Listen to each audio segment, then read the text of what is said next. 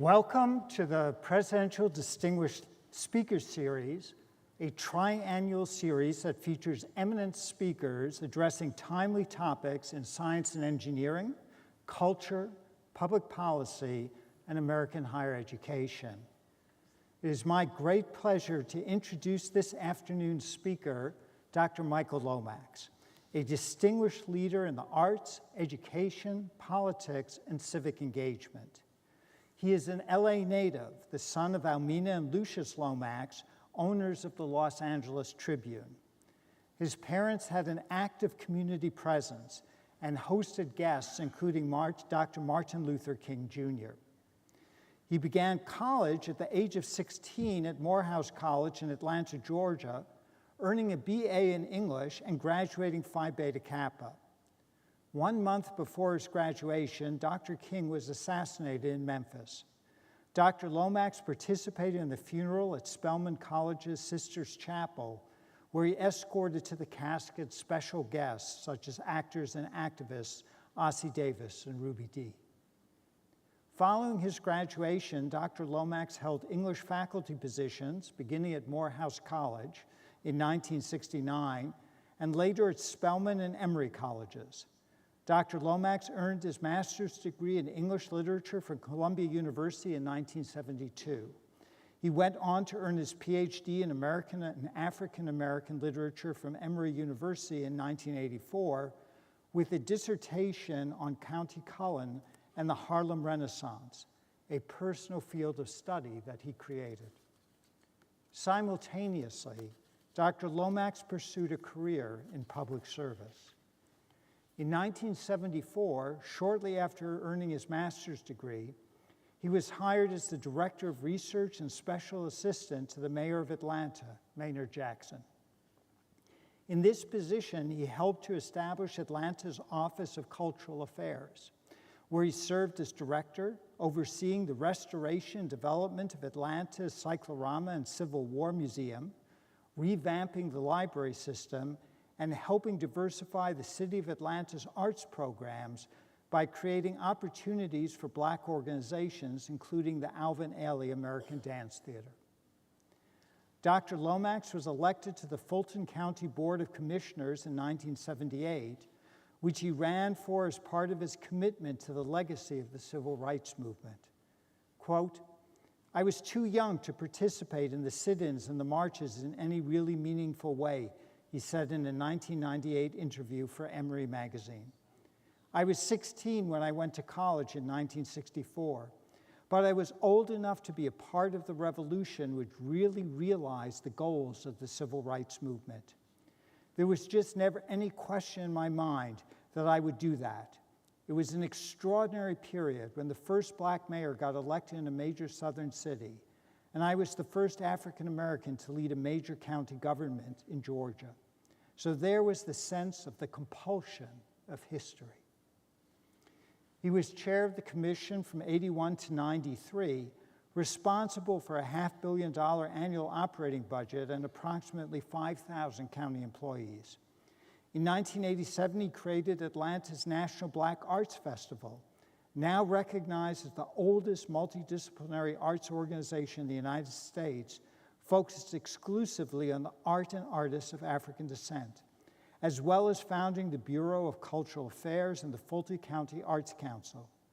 He helped to bring the 1988 Democratic National Convention and the 1996 Olympic Games to Atlanta. His extraordinary contributions prompted columnist Colin Campbell to describe Dr. Lomax as, quote, "one of Atlanta's most distinguished citizens" in the Atlanta Journal-Constitution. Dr. Lomax returned to higher education in '94, serving as president of the National Faculty, an Atlanta-based organization dedicated to bringing together higher education scholars with K-12 teachers. He went on to become president of Dillard University, a historically Black institution in New Orleans. During his tenure at Dillard from 1997 to 2004, student enrollment increased by nearly 50%, accompanied by dramatic increases in private funding and alumni giving. Currently, the president and CEO of the United Negro College Fund the country's largest philanthropic organization focused on providing scholarships and other educational support to Black students, Dr. Lomax has raised more than $3 billion and helped more than 110,000 students. 110,000 students earn college degrees.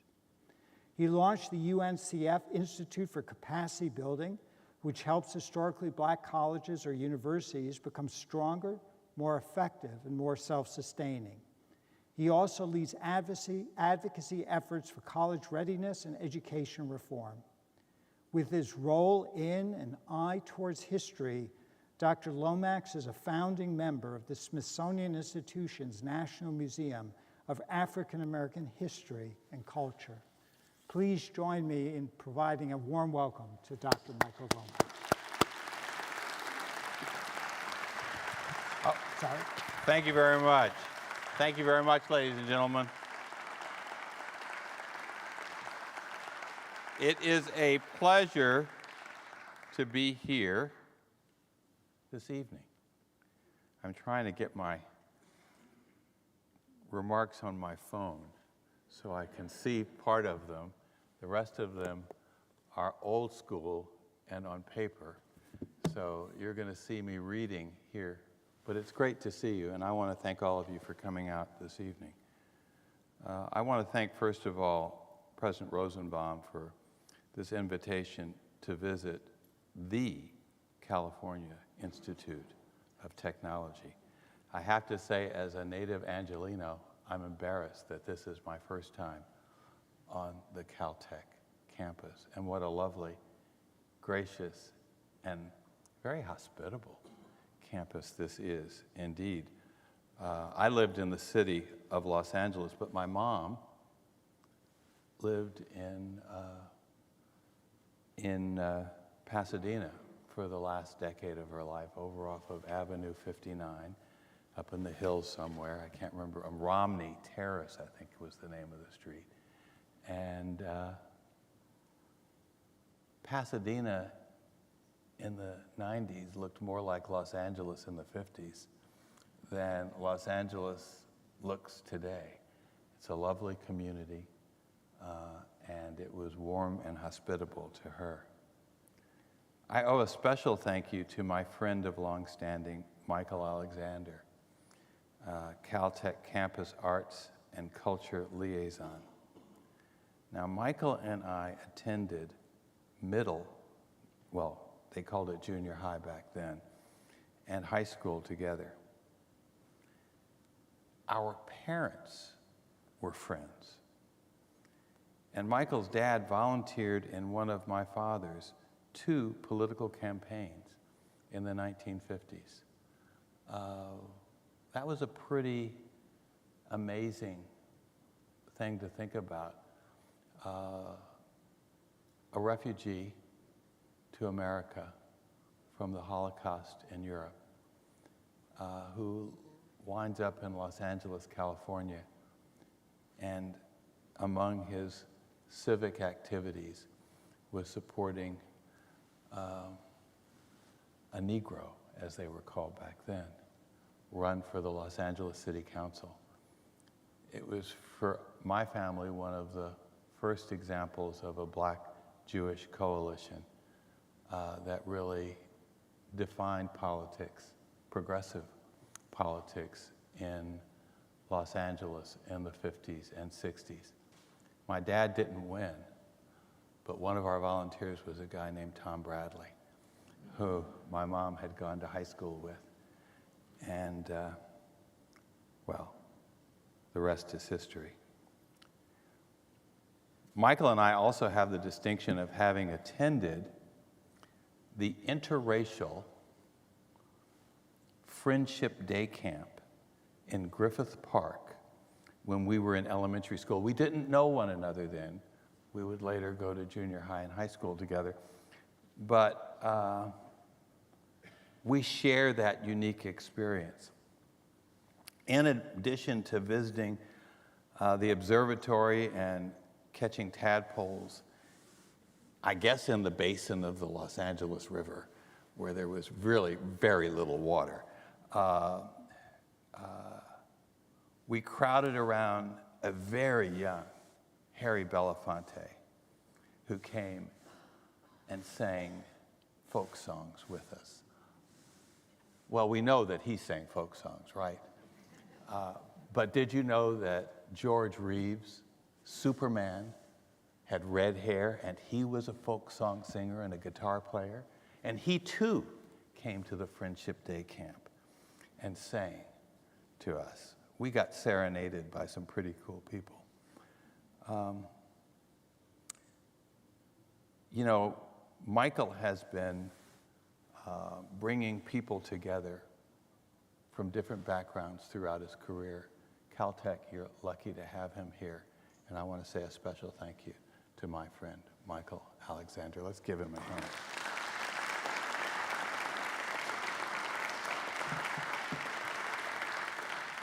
I was telling President Rosenbaum, this is a hard talk. I speak, and I'm a talker, okay?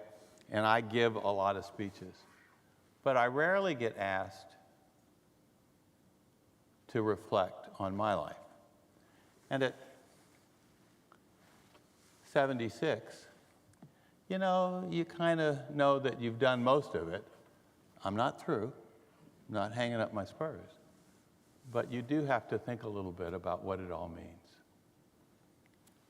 And so today I want to reflect on that. You know, this year marks the 60th anniversary of the historic March on Washington, where Martin Luther King made his famous "I Have a Dream" speech. I was 15 that August and would begin the 11th grade at LA High School in September.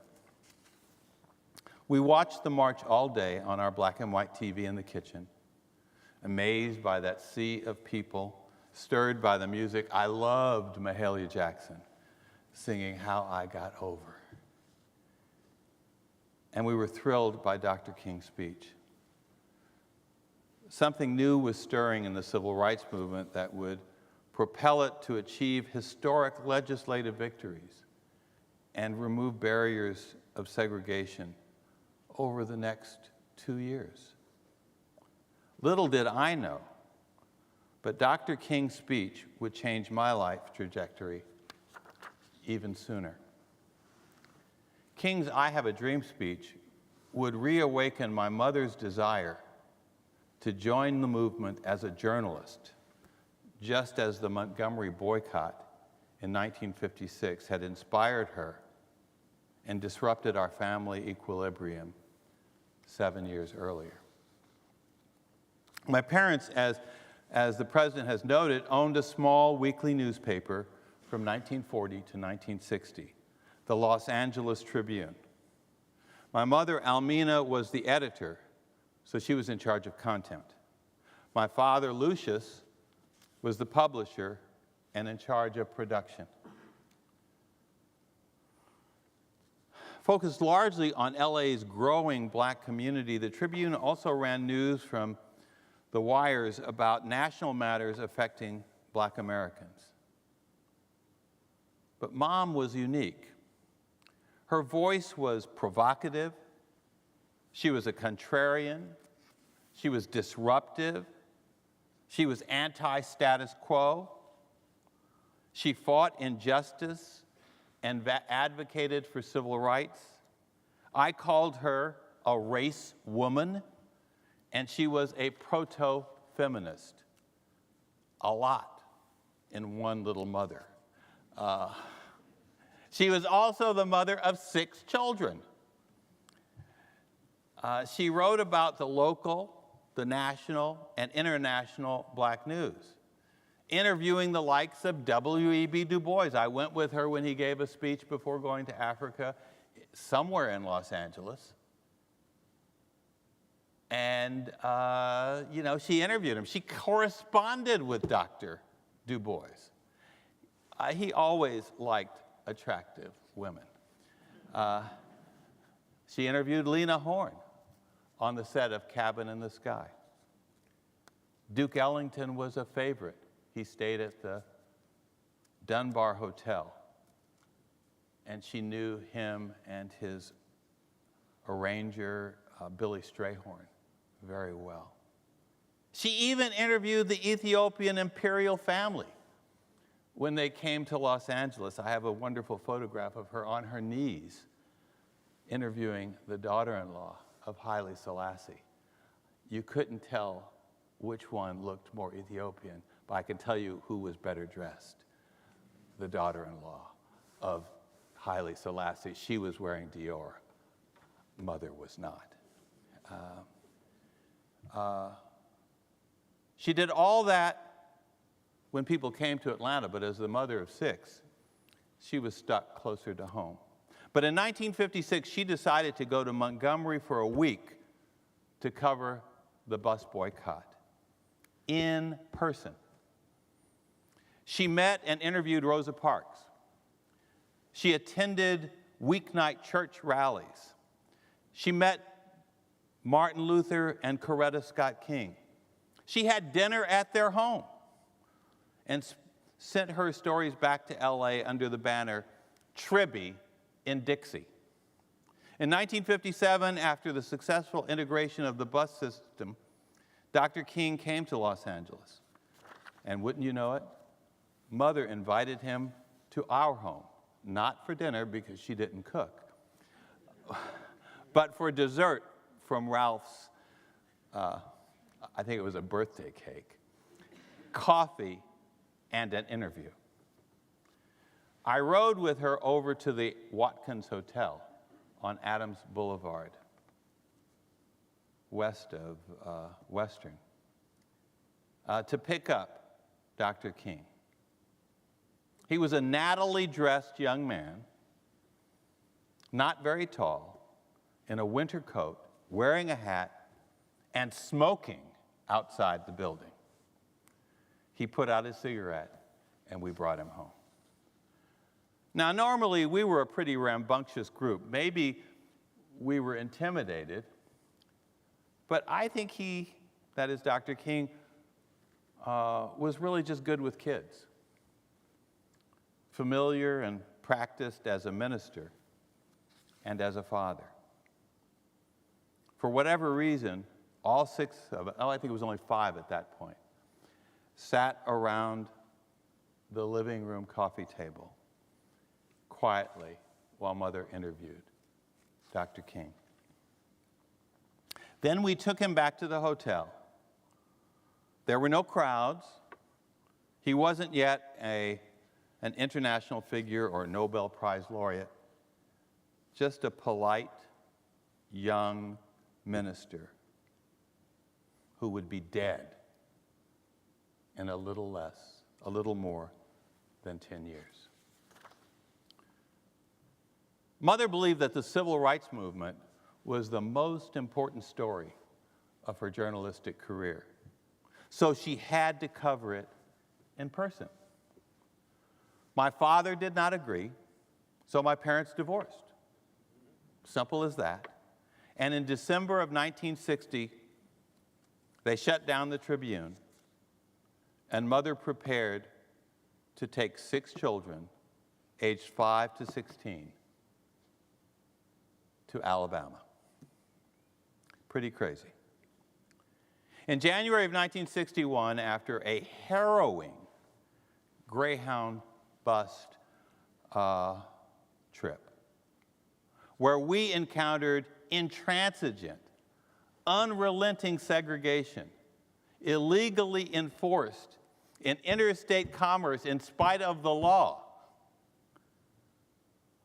where we experienced colored bathrooms, colored drinking fountains, colored lunch counters, all inferior to the white ones on the other side of the building, we arrived exhausted in Tuskegee, Alabama. Rural Tuskegee, Alabama, 29 miles from Montgomery, which was then the epicenter of the civil rights movement.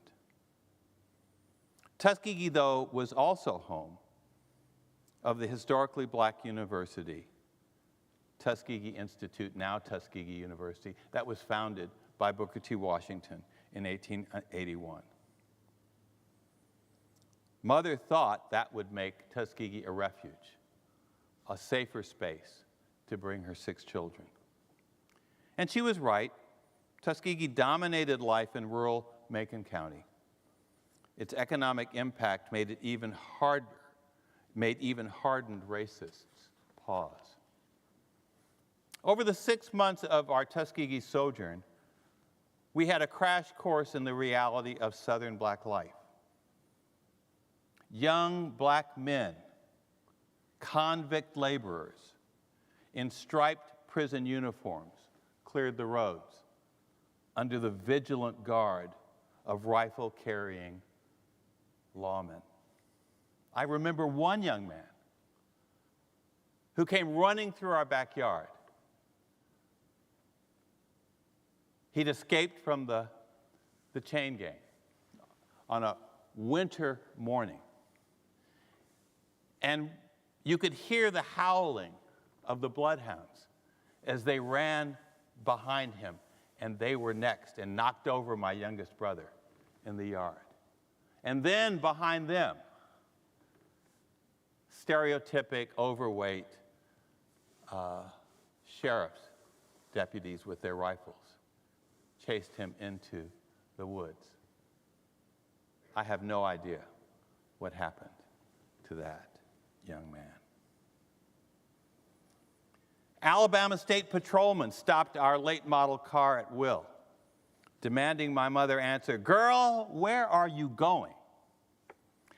Sharecroppers' cabins were ever-present features of the cotton fields of the Black Belt rural Tuskegee landscape.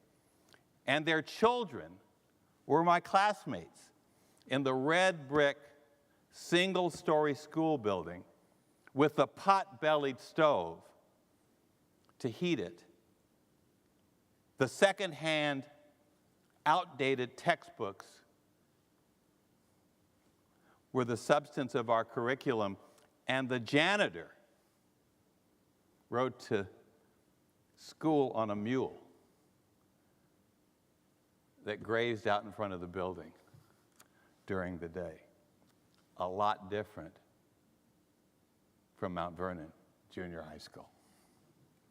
Yet for all the hard lessons I learned about racism and poverty, that 6 months was also my first encounter with the nurturing community that grew from the ground around black colleges.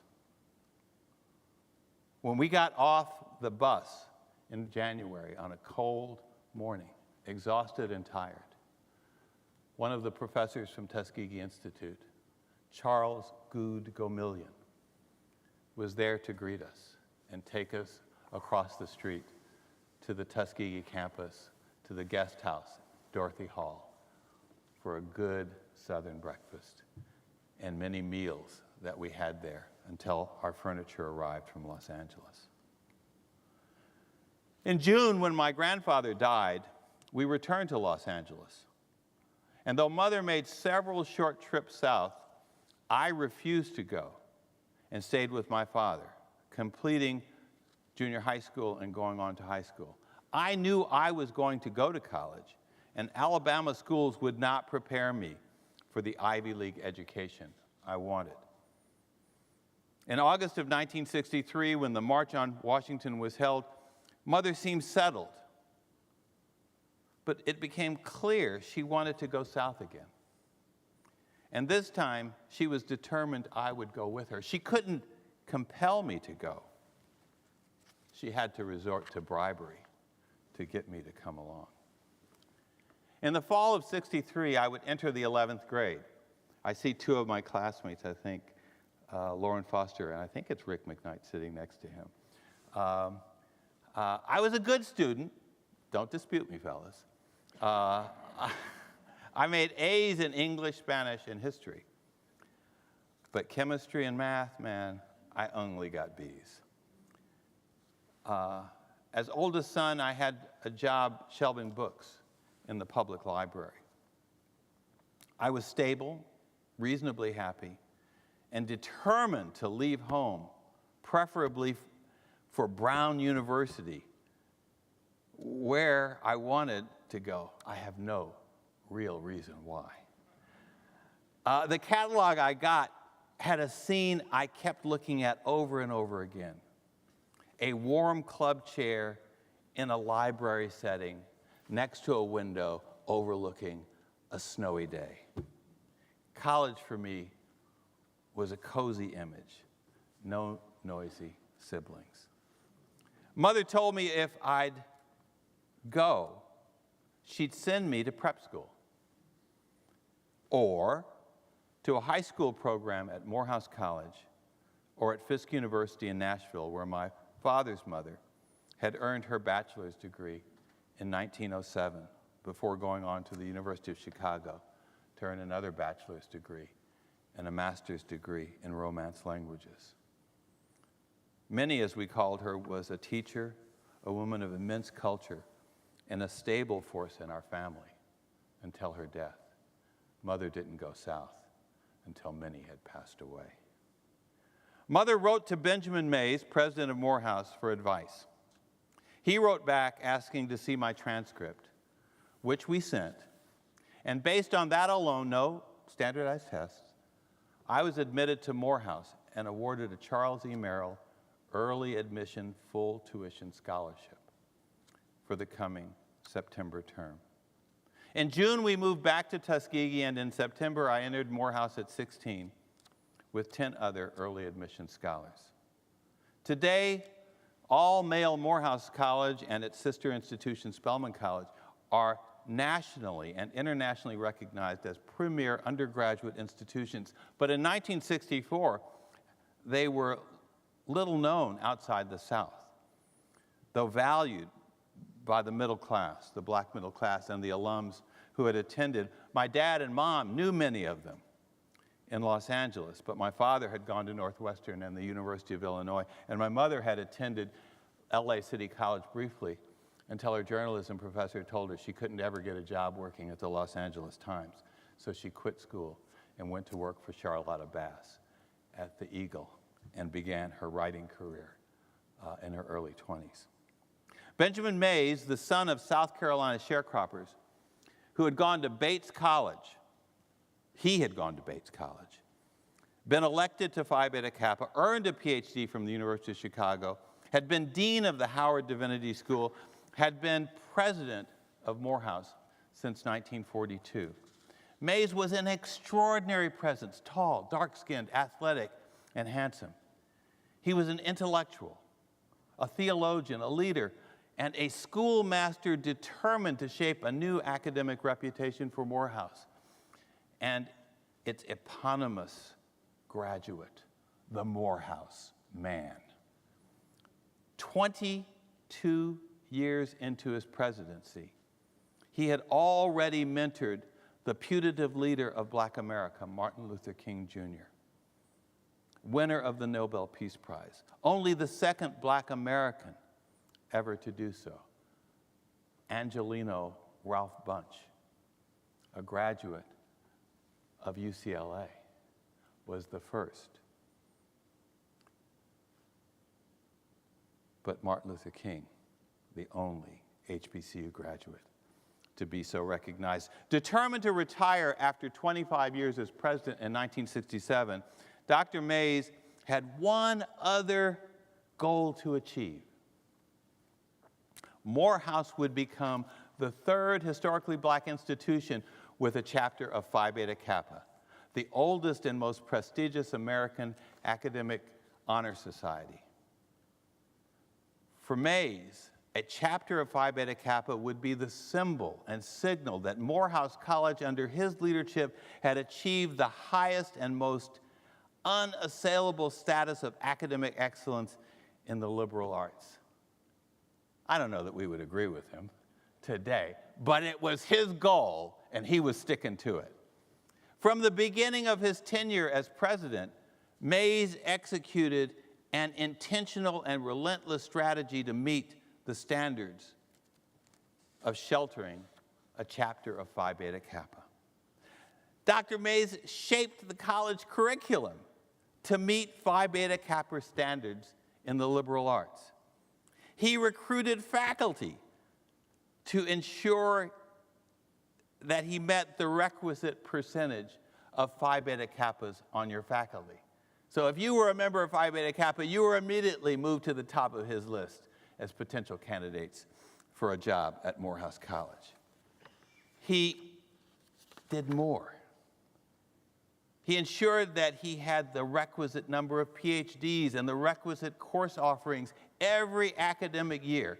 And then he cajoled and counseled students to take the courses that he had put into the curriculum.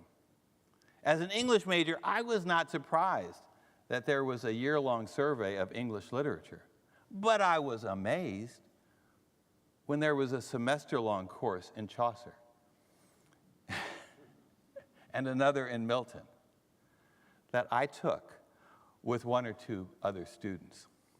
In retrospect, I imagine now that the wonderful year-long survey of Western art and architecture that all freshmen were required to take, and the thick text Arts and Ideas that we had to read, and the supplementary music lecture covering classical and the Black musical traditions were all somehow related to those Phi Beta Kappa standards.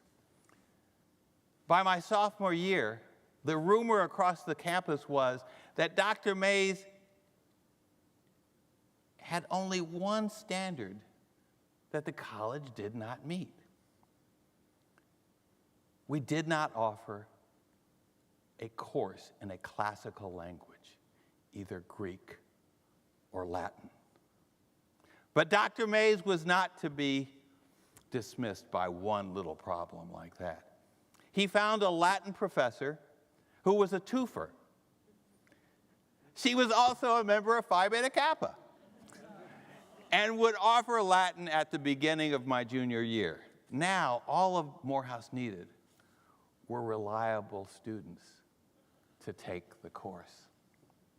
I had already met my requirements for a minor in Spanish, so that fall, I was one of two students. The other, a pre-med major who had actually taken Latin in high school. But by the second semester, he was gone. And for the next year and a half, I was the only student in the Latin class, which basically became a tutorial. But I did pass my Latin exam on the first taking at Columbia the year after I graduated. My junior year, I received a letter from Dr. Mays saying that Morehouse would soon announce its Phi Beta Kappa chapter, and that I should continue to work hard and maintain my grades so I could be considered for election. The pressure was on. As relentless as Dr. Mays was about ensuring that Morehouse meet the liberal arts standards of Phi Beta Kappa, his expectations of the graduates were equally high, though less rigidly defined.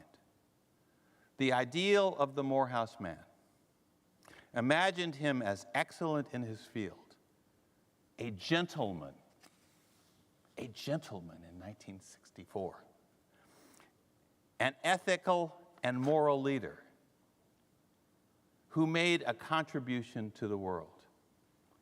The Morehouse catalog said that the college mission was to produce Christian gentlemen. And wouldn't you know it, Dr. Mays ensured that we had courses in etiquette at Morehouse. Every week, the academic dean, in his freshman lecture, would teach us some new piece of etiquette. How to tie a tie, how to present a lady with a handkerchief, when to stand up on a bus, and my personal favorite, how to pick your teeth in public.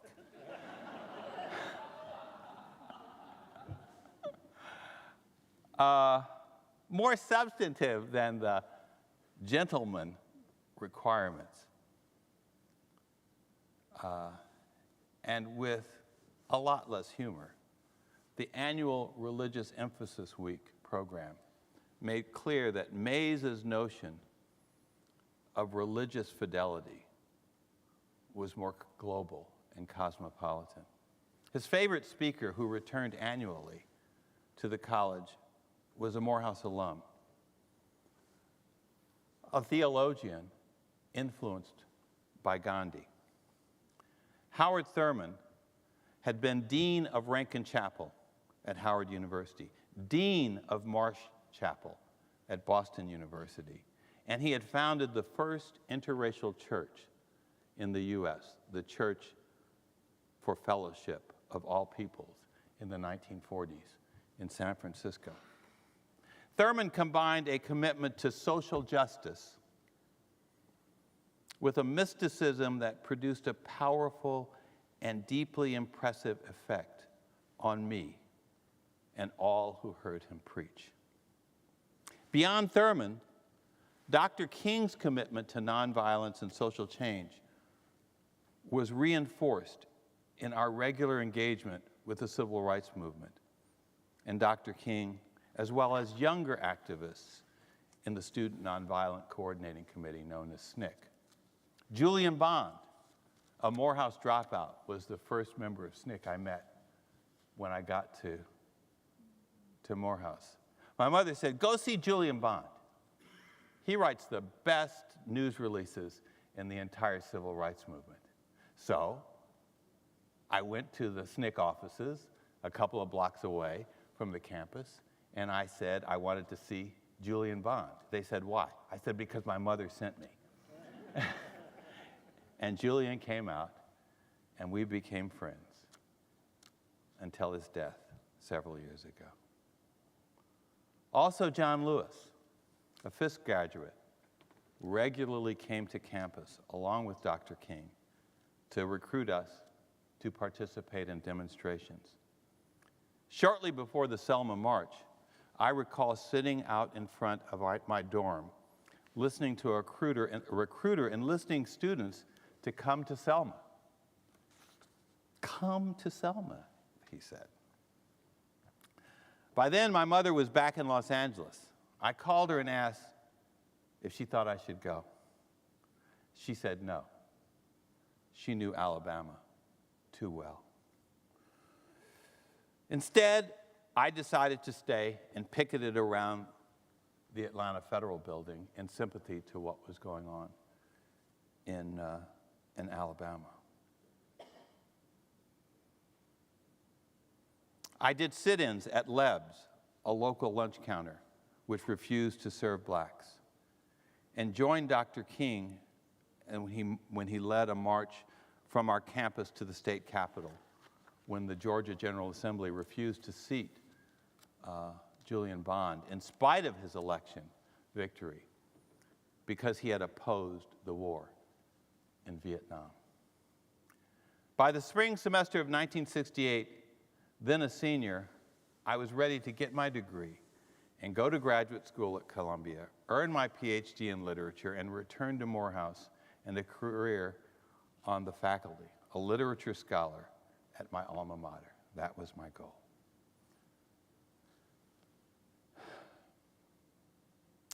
I received a letter that spring, my senior year, from Dr. Mays, saying I'd be one of 4 seniors elected to the new Morehouse chapter of Phi Beta Kappa. In June, I'd graduate number 2 in my class, behind another early admission scholar who came to Morehouse at 14, had studied a year at the Sorbonne, and had a triple major in French, philosophy, and music. C'est la vie.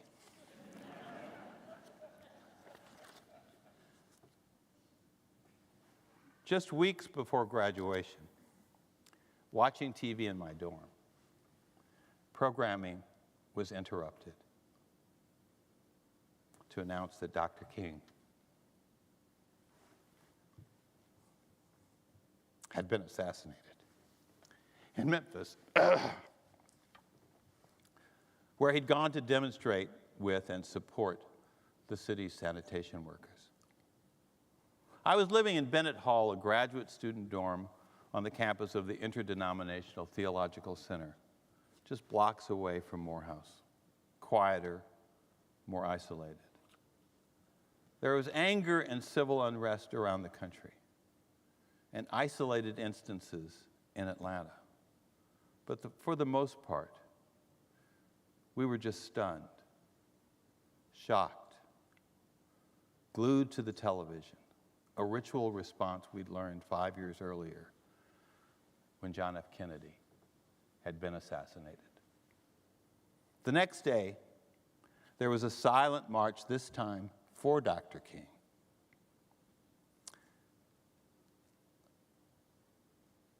Of thousands of students from campus to downtown, to the state capitol, and back through the black business community to campus. We soon learned that Mrs. King would bring her husband's body back to Atlanta for services at Ebenezer and a larger service on the Great Lawn between the Atlanta University Administration Building and the freshman dorm, Graves Hall, the Morehouse freshman dorm. Dr. Mays would deliver the eulogy, and the Glee Club would sing. Dr. King's body would lie in state in Sisters Chapel on the Spelman campus, and where Dr. King's mother and his sister had both attended and graduated. Students were enlisted to volunteer, and I went over to the West Hunter Street Baptist Church, where Dr. King's friend and colleague from the Montgomery Movement and the Southern Christian Leadership Conference was pastor, Ralph David Abernathy, who my mother had met along with his wife Juanita in 1956 in Montgomery. Usually funny and friendly, Reverend Abernathy was quiet, withdrawn, clearly traumatized. But he directed me to the church basement where a team from Bobby Kennedy's office, headed by Earl Graves, who later founded Black Enterprise magazine, was planning the public services for Dr. King. I would spend the next days working there for Graves and others who didn't really know the campuses where the public services would be held. One of my tasks, as the president has noted, was to accompany out-of-town VIPs from the Morehouse gym where they assembled and walk them across the campus to Spelman College and take them through a side rear door of Sisters Chapel to pay their respects. I particularly remember taking actor and activist Ruby Dee and her husband Ossie Davis one night, very late, to Sisters Chapel. The chapel remained open all night.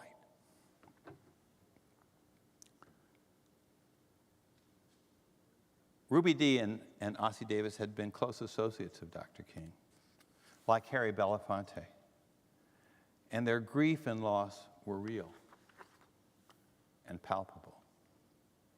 It was late at night, and we came to the main gate at Spelman and encountered the long line of mourners, mostly black, who stood silently awaiting their turn to enter the chapel at the other end of the campus. I went the back way and took Ruby Dee and Ossie Davis with me in from the altar down to the floor where King's body lay in an open casket. I don't know how many times I looked down into that casket at the earthly remains of the young man I had first met 11 years earlier, when I was 9, whose public ministry was then just beginning, and now had been so cruelly and violently ended. His life was ended. My life was just beginning. His life had transformed the opportunities for my life and the lives of my peers. He was a Morehouse man. I would be a Morehouse man. I wondered, how would I live my life?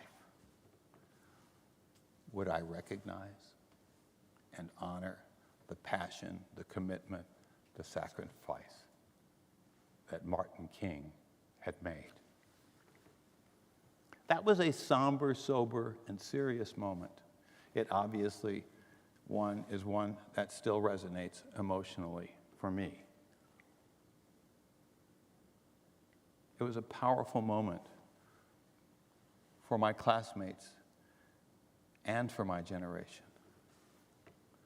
The images of Dr. King, young and vibrant, outside the Watkins Hotel in Los Angeles in 1957, and the still body of the great man in repose in his casket 11 years later are seared in my consciousness and haunt me to this day.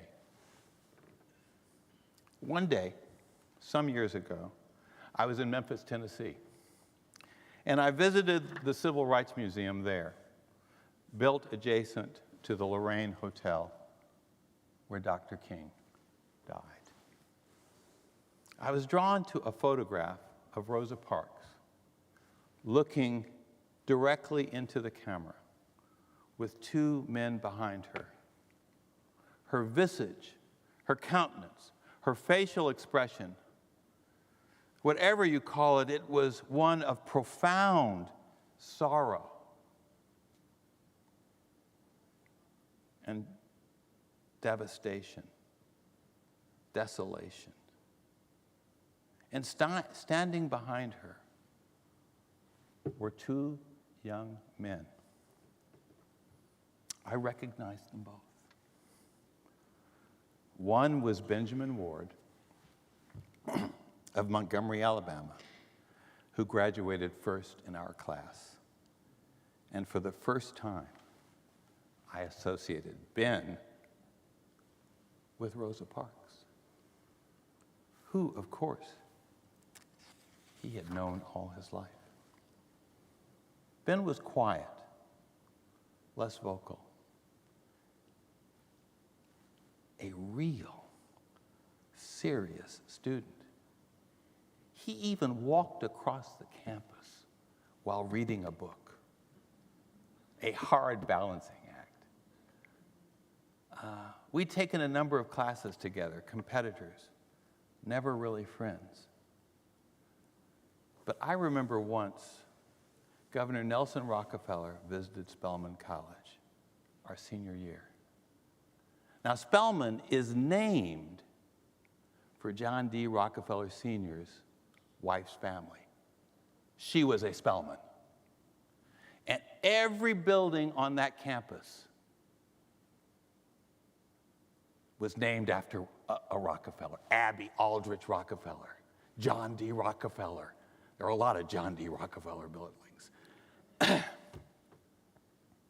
And there, so that when Nelson Rockefeller came to campus, it was a big deal to be treated with great diplomacy and care. Ben and I wore our caps and gowns and stood outside the building where Governor Rockefeller was speaking with signs that read, "Get out of South Africa." Pretty bold for Ben and me in 1968. Ben went on to Yale, earned his PhD in philosophy, and became a university professor at Duke. We saw one another only once before his death, after our graduation, at the memorial service for our literature professor, a white woman, a graduate of Randolph and Macon Women's College in Virginia, who had earned a doctorate in literature at Yale. Dr. Jeanette Hume Lutton, a Phi Beta Kappa, taught those courses Milton and Chaucer, but she also edited Dr. Mays's autobiography, Born to Rebel, and would meet with him daily in one of the faculty lounges to go over the writing that he had done the night before and to give him back the edited pages. She was one of the most rigorous and inspiring professors at Morehouse, and she helped us hone our writing and deepened our love of literature. Ben was an organist for the Glee Club, known for their interpretation of Black spirituals. One in particular became a kind of anthem for me and the life I have tried to live. Guide my feet while I run this race, for I don't want to run this race in vain. Hold my hand while I run this race, for I don't want to run this race in vain. In the years since graduation, as the president has noted, I've tried to run my race in a way consistent with the values I studied at Morehouse and the examples I have tried to emulate, gleaned from the lives of Martin King, Benjamin Mays, and others. I've been a college professor, a political leader, an advocate for the arts, and the too often undervalued creativity of Black people. I've even been an HBCU president and have learned through experience how hard it is to guide, grow, strengthen, and lead an under-resourced small university like Dillard University in New Orleans, where I was president from 1997 to 2004. Today I lead the United Negro College Fund, as was pointed out, the largest private supporter of historically Black colleges and universities, and the largest scholarship provider to Black and other first-generation low-income students of color. In 2024, UNCF will celebrate its 80th anniversary. Founded in 1944 as a united fundraising organization for Black colleges, UNCF was the brainchild of Frederick Douglass Patterson, third president of Tuskegee Institute, now Tuskegee University. Patterson was a veterinarian by profession, with degrees from Prairie View Agricultural and Mechanical, then Institute, now University, in Prairie View, Texas. Their last president was Ruth Simmons, the first president of Brown, the first black president of Brown, the first Black president of Smith. But her brother went to Prairie View, so when they needed a champion, they brought Ruth. And she led that institution for years. He was also but that's where he had to go to get a high school diploma in Texas in the 19-teens, and then got his undergraduate degree, and then another degree at Iowa State, and then another degree at Cornell University. Little known today, Patterson was a visionary leader who created two great institutions, either one of which should make him far better known today. Always fascinated by aviation, when he became president of Tuskegee in 1935, at the age of 34, he created a commercial aviation program, inviting Black aviators from around the country to teach his students. As the drums of war in Europe and the Pacific began to sound, Patterson went to Washington and convinced Roosevelt administration to support a military aviation program at Tuskegee. Soon, where there had been cotton fields, there were airfields constructed, and shortly thereafter, hangars and barracks. Soon, black aviators would prove their bravery and their courage in the skies above the European theater of World War II. The Tuskegee Airmen were launched by Frederick Douglass Patterson, and the rest, as they say, is history. In 1943, as the war began to wind down, Patterson knew that black women and men would return from combat and the war industry seeking more education to enable them to compete in the opportunities of the post-war economy. Black colleges would need more money to support them. So he challenged HBCU presidents to come together and to form a United Negro College fundraising organization. Private HBCUs agreed. He enlisted John D. Rockefeller Jr., there they go again, those Rockefellers, to lead the first campaign that raised $750,000, equivalent to $10 million today. In the 79 years since, UNCF has raised over $6 billion and helped over 500,000 students earn college degrees. Over the last 10 years alone, we have awarded $1 billion in scholarships to over 100,000 students. Today, we have embarked upon a $1 billion capital campaign to grow our endowment. We have worked over the last 3 years of pandemic and Black Lives Matter protests to manage through those horrible days, to stabilize them when they were in crisis, and now we are focused on transformation to make their operations and their business practices stronger, better, so that they can grow and meet the needs of new generations of students. Like so many education institutions, we have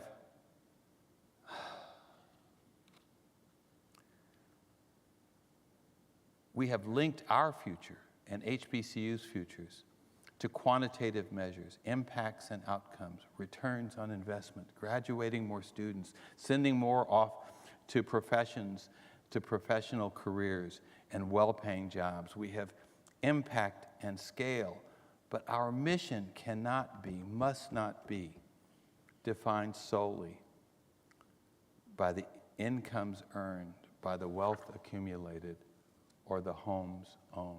Yes, black people have had enough of poverty, health disparities, and so many other difficult outcomes, and we at UNCF will work to address them. Yet, there is more that our HBCUs must do, and that work is grounded in the missions that first animated black colleges 150 years ago, to prepare our people for enriched lives spiritually and intellectually, to prepare them for engaged citizenship in a nation that has deemed us,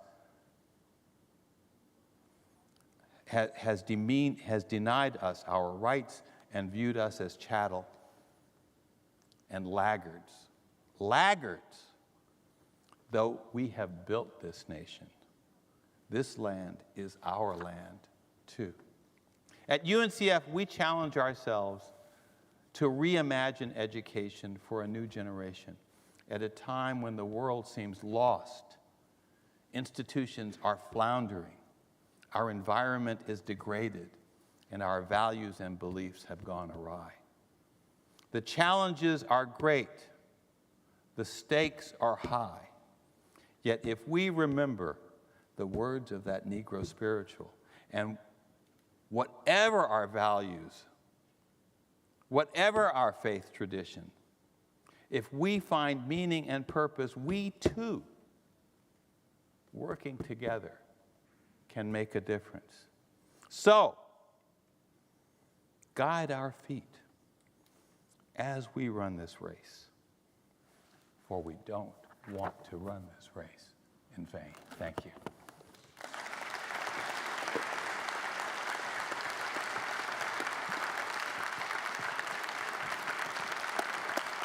I'm afraid I talked a long time. Thank you. Thank you. I told him I'm a talker, so, I'm sorry I went too long. Thank you for an enormously powerful, spellbinding talk. And I don't think it went too long. You could hear a pin drop in this auditorium while you were talking. And thank you for bringing to life those remarkable individuals in really high relief. It's about time we got you to Pasadena. So I'm glad that finally worked out.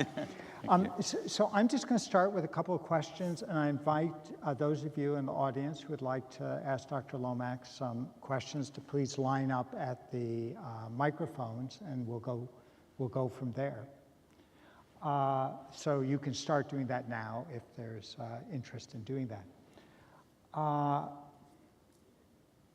I wanted to ask you about the last point that you were making, which was about the aspirations of all the students that you're supporting through UNCF at HBCUs, and the element of civic engagement. Because right now, politics doesn't have a very good reputation in the United States. So how do you inspire these students to follow this pathway? I think if there's anything that I feel uncertain about is how to do that. Because I think this generation, and look, I got grandkids who are in college today. I have children who have children, and I feel like I saw this first in the 2016 election,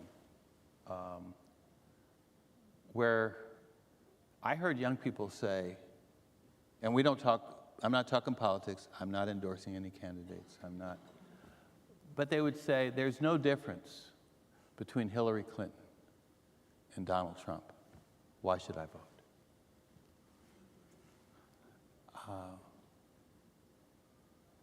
I hear students who say, I don't want to talk about what progress we've made. I want to talk about what I'm encountering right now. I have to say, maybe I'm just getting too old and I'm impatient. I'm impatient with that point of view. This is their world. We've done a lot of screwing up, no question. But we've also made some progress. And I think that's the hardest part, is finding a way of embedding a sense of purpose and optimism inside a recognition of the imperfection of the world in which we live. And I'm not sure how to do that. So what I want to do, so I tell you what I want to do, and then I don't know whether it's going to work or not.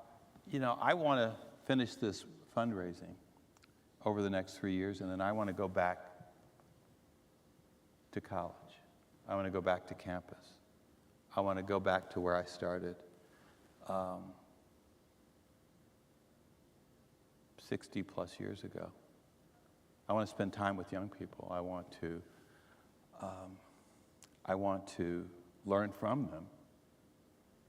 And maybe that's part of the way that you change the conversation, is you learn from them first, and then that opens the door to sharing what you know with them as well. We live in this world where if we don't agree, it's more than a disagreement. It's a repudiation. And I think that's so unhealthy. I think we're responsible for maybe helping to create that. I don't know where it happened or when it happened.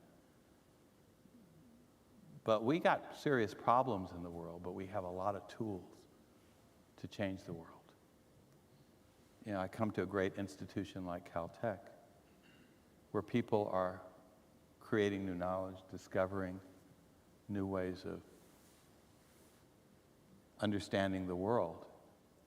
I deal a lot with the tech people up north of here. And, you know, AI is a little scary, but so is the printing press, you know. And we still got printing presses. We got printers, you know. I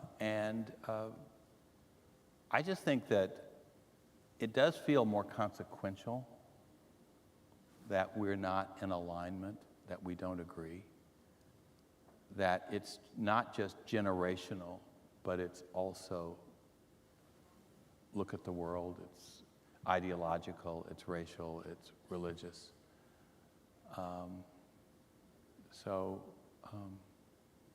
It's our problem, but it's also our opportunity. And so I think we have to view it as both and roll up our sleeves and get in there and work on it. I don't have the answer. Yeah. If universities can't be the places where people come together and exchange ideas in this fashion, then there are very few places in society. I mean, you're but, right. you know, if I may, one of the things that we're doing that disturbs me a lot about universities, and I was surprised that it's not here, is that we're removing a lot from the curriculum. Foreign languages.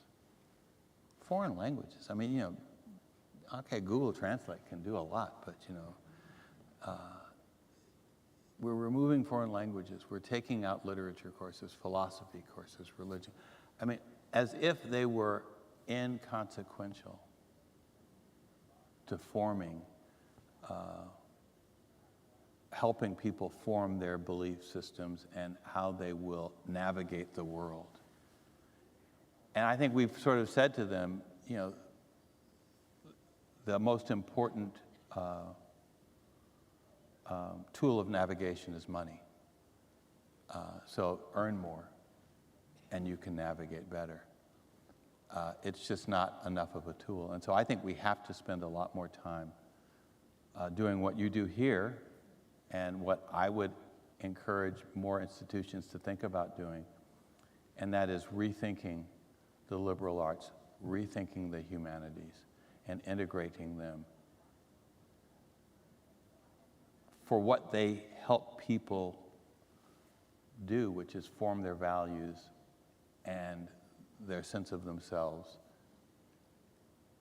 and not because they teach you how to, you know, think differently. I mean, I just think that they are good in and of themselves, and we need them in our institutions, and we have to find a way of integrating them in there. You know, when Google starts talking about they're going to do ethical AI, it almost seems like a contradiction in terms, but if we aren't, if ethicists aren't involved in that, if it's if that ethical AI is the work of a machine or a coder, shame on us.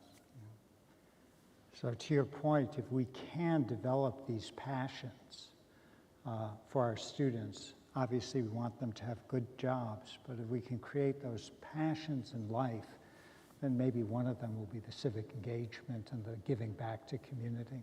Mm-hmm. So, please. I think he had a question. Oh, okay, we'll start on this side. Thank you. Very observant, thank you. I'm curious. Who are you? I'm Kenneth Wyrick, native Los Angeles resident, and I do ICT, basically, from a community standpoint, merging learning management systems with enterprise ERP systems in a community. engagement, civic engagement. My question, one of the things that we've been looking at is the HBCs, and we've been looking at the West Coast HBCs, and actually Caltech came up as one of those kind of in there, but I'm not sure. I haven't had anyone to really ask and verify that. Allensworth, there's a whole Allensworth HBC, or Tuskegee of the West, and then King Drew Medical. So I'm just on that realm of the HBCs of the West. I know you're with UNICEF, but maybe you can kind of give us. Yeah, okay. Well, first of all, there are no HBCUs in the West. There are predominantly black institutions. HBCU, Historically Black College University, is a term of the federal government in the Higher Education Act. I didn't make it up.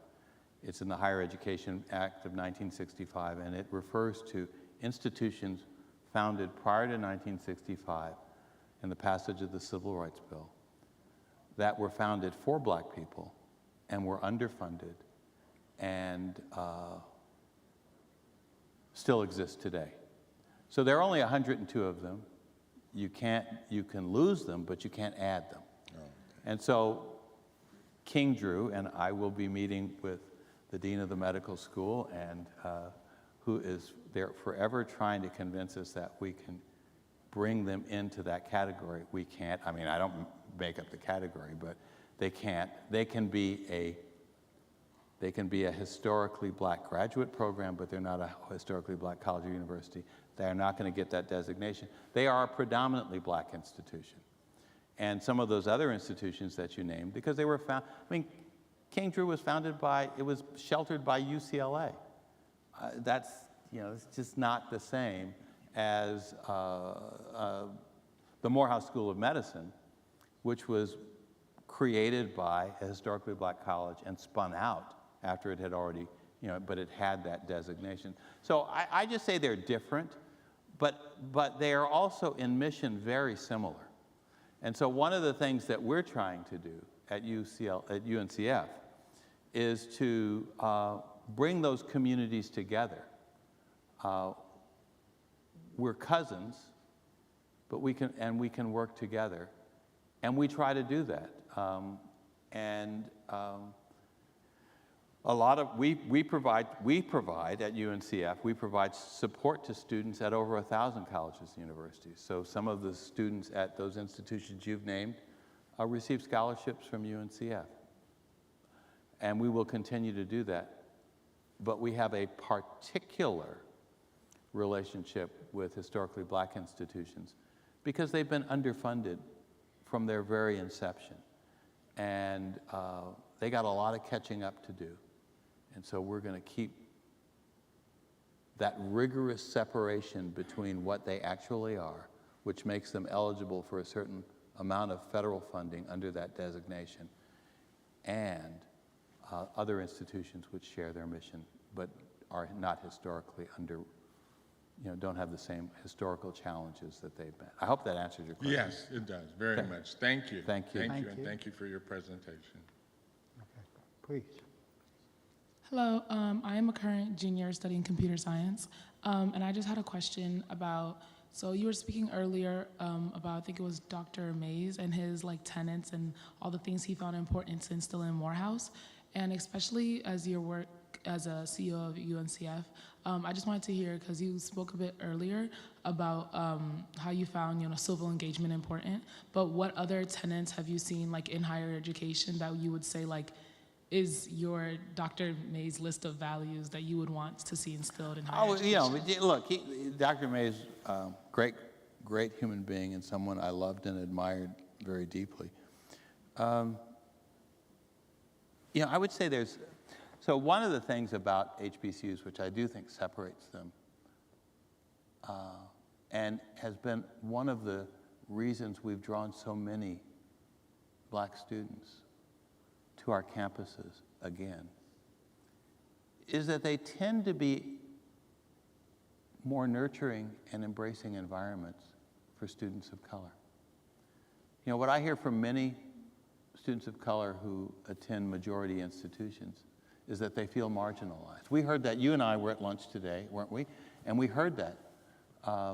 And sometimes, maybe it's not from a faculty member, and the student we talked to said it wasn't, but it was oftentimes from other students who now say, you know, you're here just because of affirmative action. You're here not because you're qualified, but because of diversity programs.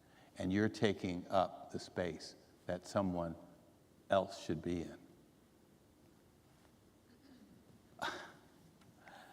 You know, so there's this sense of grievance that I think students encounter in the real world of people who believe that it's zero sum. If you have something, you've taken it from me. And I do think that's something that institutions have to think about. How do we create more, what is the campus culture? You know, I do think that one of the things that black colleges do, and this is something that Ruth Simmons used to say. Now, Ruth, you know, Ruth has got a whole lot more experience with. She was at Princeton. She was at Spelman. She was at Princeton. She was at Smith. She was at Brown. She's now advising the new president of Harvard. So she's been around a lot of these very elite institutions. She said that one thing that she noted about black colleges is they build confidence in students who otherwise very often are having their confidence eroded by this sense that they are imposters, that they shouldn't be there, that this is someone else's space that they're occupying. That's such a corrosive social environment for students. I don't know how to address that, except to offer an alternative. And I do think that that's something that other institutions could learn from us, creating that sense of well-being for all of our students. You know, institutions, HBCUs are historically black. They're not exclusively black. Today, about 20% of the students who attend HBCUs are other. They're not black people.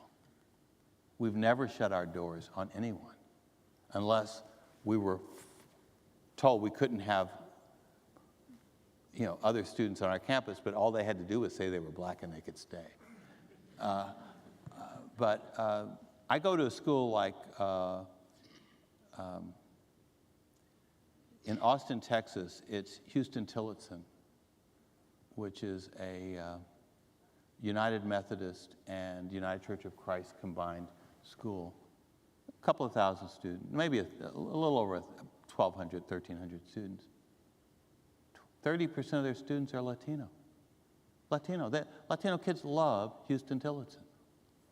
I go to schools in, I go to North Carolina A&T. It's a public HBCU, very well. It's the biggest. It's, any Aggies in the audience? No. Aggie pride. There's an Aggie. Okay, there's always an Aggie. All right, I know it. A lot of Middle Eastern students. In Greensboro, North Carolina, they've come to an HBCU, and they are what? Embraced. So I do think that that's something, I think there's a more welcoming, supportive environment. I think we sometimes forget how important that is for young people. So I think that's another lesson that other institutions could learn. All right, I got a question, another faculty member. Okay, that's what I see over there. Okay. Hey, Dr. Lomax. Hey, Bill Clemens, professor of biochemistry here at Caltech. So many things I'd love to ask you about, so I'm trying to think of one that kind of resonates with me, especially with what you were just talking about. You know, one of the things that has always been remarkable for me is how the HBCUs do exactly what you're talking about, are nurturing and create individuals and put that work in to really help develop and help people navigate. And I wonder how we protect that for HBCUs. How do you know, when I go, when I was at Morehouse a couple years ago and met with the chemistry professors there, the biochemistry professors there, and I was really impressed by them, both their teaching skills, but also just their general science knowledge. These are incredibly impressive people, not surprisingly. But their workload was just so high, right? And so, for their ability to be able to, excel in all aspects of what we expect at a place like Caltech for faculty to be successful in, it was really, hard for me to understand, how they did what they did. And of course, part of that's what the beauty of that whole system is. They invested their whole selves in their students. But that work and that, the ability to struggle at that, not struggle is a strong word, but the ability to be successful at that requires inputting a lot of yourself. Yeah. And, one of the most impressive young faculty members that I met there, a few months later took a job in industry, in a way that I was like, wow, this was just so, like, I was so impressed. It was not a surprise that he went and got other options, but I was really also struck by the fact that he was on mission, but that wasn't enough. And so how do you protect that and support that? Well, that's a great question, and it's a real problem. So a couple of things. One is that HBCUs have been largely teaching institutions, not teaching and research institutions. And I think that their aspirations, certainly not for all of them, but for many of them, is to be more robust research institutions. And so on that front, working with about 10 of those institutions, public and private, including Morehouse, Clark Atlanta, Spelman, Howard, Hampton, North Carolina A&T, Morgan, and FAMU, Florida A&M, we have been working with partners to strengthen the research capability of the institutions and to move our R2 institutions to R1. There's no R1, Research 1, historically black university. I believe there will be in the next 12 months. But these institutions should create new knowledge and should be doing the work that they aspire to do. So I think figuring out how, with corporations and the federal government, to make sure that there's more research capability invested in at these institutions. And I don't need to tell you, the research capability means not just new buildings and laboratories in the sciences. It means release time for faculty. It means postdocs. It means enrichment. And so, look, I taught at Morehouse, I taught at Spelman, and all the time I was teaching there, I was also having to moonlight at Georgia Tech, University of Georgia, and Emory, because I wasn't getting paid enough. And I was an elected official. And I was teaching English. And I was very popular. And I had to grade more papers in more places than I would want to do. And it was a very exciting period of my life. It was very draining, and I stopped being a faculty member. And I became an administrator in part. And I didn't want to be that. But I do think that we've got to figure out how to have that balance. And so one of the things that I'm doing in the fundraising we're doing today is we're raising more money. One of the elements of my billion-dollar capital campaign is that we will create a $10 million fund for every one of the 37 institutions that are members of UNCF in that endowment. And that will be the base for a growing endowment that they can then use those resources for whatever they want to do. I believe UNCF will grow that endowment significantly because we are very good at fundraising. But I think the other thing that we've got to teach our institutions to do is to fundraise more effectively to build endowments and to invest in faculty. Look, I think that, and for whatever reason, I think higher education has got a whole lot more people in administration buildings than it has in, in faculty offices. And I say that as somebody who, a lot of that's because of regulation and things you have to do. But I think we got to figure out how to get that balance again. The most faculty at black colleges are teaching at least 3 courses a semester. You tell me anybody at Caltech who's teaching 3 courses a semester, ain't happening. And so we have to change that. So I think those are fixable problems, Bill. And I think there are a lot of extraordinary young scholars who want to come and teach at our institutions, but they don't want that kind of a work environment. And I think we're gonna work hard to change it. But I'm not gonna do it, because I'm going to have an endowed chair at Morehouse that I'm going to get funded, and I'm not going to teach 4 courses of English composition and grade papers all the time. That's not happening. But I do think it's really building those endowments, because what black colleges need, if you added up all the endowments of all 102 black colleges, it would be about $5 billion. What's the endowment at Caltech? Close to $4 billion. Close to $4 billion. And that's not enough, right? It's never enough. All right, so I rest my case. So we're going to raise more money. But I will say this, I think this is the moment to do it. I think this is the moment. I have seen more commitment to historically black colleges in the last 3 years than I've seen in the 20 years. The 27 years I've been full-time in an executive position in higher education. This is our moment to reap. And I'm going to do as much of that as I can. And I'm going to teach. One of the things we're creating is a fundraising institute for black colleges. Teach them how to fish, and then let them do the fishing. Thank you. So we have time for one more quick Yeah, question. I give long answers. But This guy's the last one. Yeah, but I want to mention that Dr. Lomax will be available at the reception that's following these questions. So if you have more questions, please I hope I get a take glass of wine or advantage of that. something. First, you get a glass of wine, Okay. and then we do that. Please. I'm Dr. Gilbert Walton. I am a native of Birmingham, Alabama, and a graduate of Morristown College, HBCU, and Fisk University. All right. We're about the same age. But my question is this. I've often tried to interest nieces, nephews, and other children to go to HBCUs for precisely the reason that you mentioned. Yeah.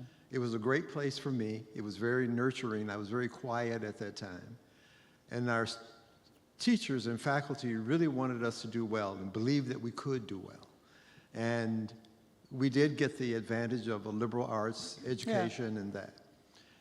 But I've been troubled by the falling enrollment, for example, like at a Fisk University, and just what you were talking about, the lack of endowment. I think I read in the New Yorker magazine a few years ago that the HBCU that had the largest endowment was Howard. There was about $600 million at that time, compared to, needless to say, the Stanfords and the Harvards and the like. And so my question, I guess, is what can the UNCF do to sort of raise the profile of HBCUs to attract more students, to expand, the student enrollment, and to do just what you're talking about, to build that endowment, to allow them to have a better infrastructure. I mean, one of the challenges that I faced at Fisk is it was New Livingston Hall when I was there. I graduated in '68, and I went back for my 50th. And it's still New Livingston And it's still Hall. New Livingston Hall. Yeah, I got you. All right, well, I think the answer is teach them to fish.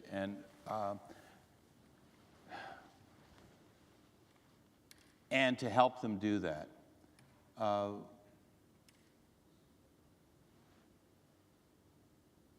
and also to stabilize their leadership.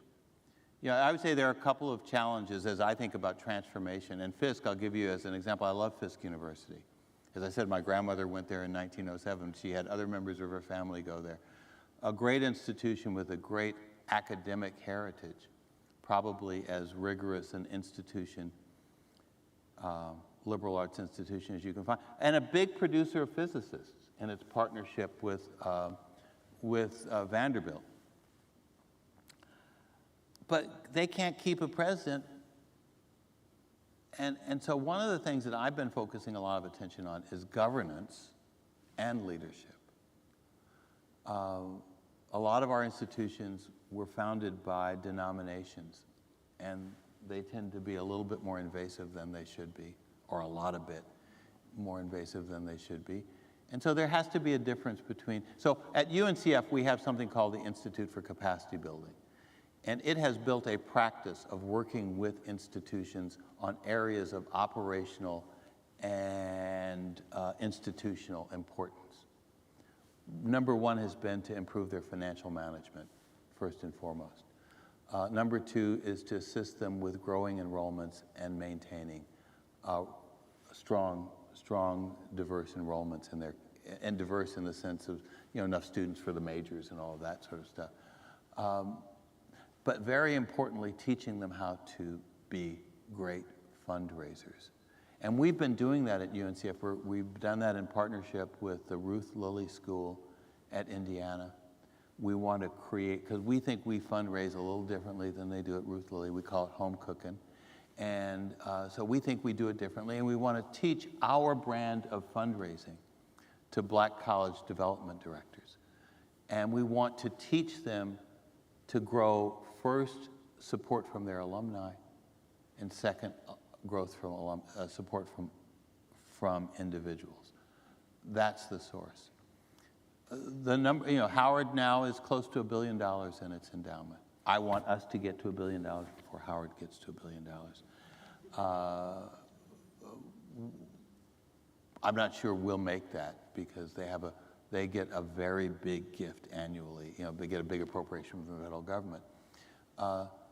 The wealthiest institution per capita is Spelman College. It has over a $500 million endowment. It only has 2,000 students. That's a pretty good ratio, but they want more. So all of our institutions now understand that building endowments, and just as, and I'm long in my answers, and you can't interrupt me, but I will end in a moment. Just as Black people don't have the same assets that our white peers have, Black institutions don't either. And I think that is a critically important issue. And that's a body of work that we're engaged in. We're doing it in partnership with our institutions. And watch out, we're coming after you and your money. Well, on that note, thank you so much.